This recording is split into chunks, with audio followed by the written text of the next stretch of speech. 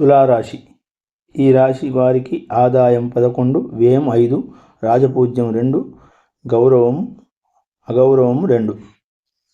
ఈ రాశి వారికి గురువు 13/5/2025 వరకు మరల 19/10/2025 నుండి 4/12/2025 వరకు వృషభ, కర్కాటక రాశుల్లో 8, 10వ స్థానంలో అశుభుడవటం వలన చోరాగ్ని భయాలు, అధైర్యము, కోపము, హద్దుమీరుట, ధనధాన్య నష్టాలు, వృధా భ్రమణము ఇటువంటివి కలుగుతాయి. 14/5/2025 నుండి 18/10/2025 వరకు మరల 5/12/2025 నుండి వత్సరాంతం వరకు మిథున రాశిలో 9వ స్థానంలో శుభుడవటం వలన ప్రయత్న కార్యాలు సిద్ధించడము, ధనలాభం కలగటము, కులాచారం యందు శ్రద్ధ, గృహలాభము, భోజన సౌఖ్యం కలుగుతుంది, స్త్రీ సౌఖ్యం కూడా కలుగుతుంది.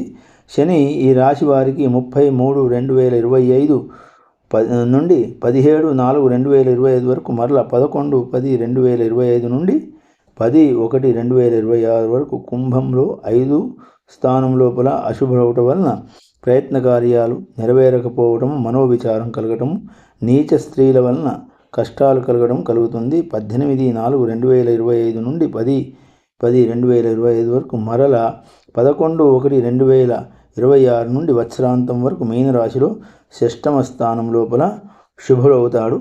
మంచి ఫలితాలు ఇచ్చే అవకాశం ఉంటుంది. ధనధాన్య లాభాలు, వృద్ధి, నూతన గృహ నిర్మాణము, స్త్రీ సౌఖ్యము, సంతోషము కలుగుతాయి. రాహు ఈ రాశి వారికి 16/5/2025 నుండి వరకు మీనరాశిలో 6వ స్థానంలో శుభుడవటం వలన సూక్ష్మ బుద్ధితోటి శత్రునాశనము, సర్వ విషయాలందు శుభ ఫలితాలు కలుగుతాయి. గోభూ లాభాలు కలిగే అవకాశాలు ఉంటాయి. 17/5/2025 నుండి వత్సరాంతం వరకు కుంభరాశిలో 5వ స్థానంలో అశుభుడవటం వలన సంతాన విరోధము, అకాల భోజనము మొదలగు ఫలితాలు కలుగుతాయి.